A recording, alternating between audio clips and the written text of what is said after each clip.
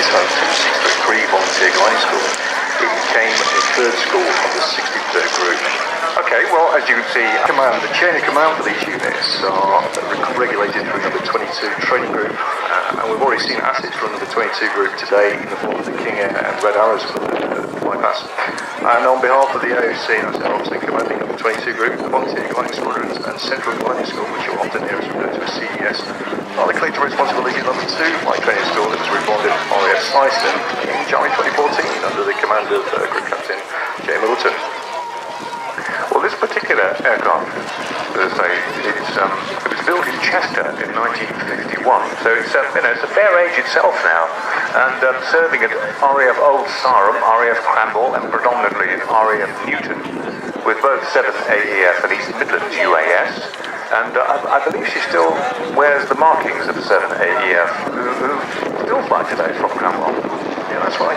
She's been, as you said, a lot of her life at RAF Newton, flying for the excellent flight number 7. And yes, today, as we're speaking, 7EF are launching sorties with aircraft above. But even the mighty Chippy eventually had to make way for a more modern design, as the Scottish Aviation Bulldog was cascaded into service following its withdrawal from service. And Bulldog, which I incidentally flew while a student at Queen's University in Belfast with the Queen's University Air Squadron, I have to say it was a completely fantastic experience, that was. It was a real joy to fly that aircraft. And that aircraft gave way to the Grove Tutor, of course, and it is the Tutor T1 that continues to serve the AEFs into the foreseeable future.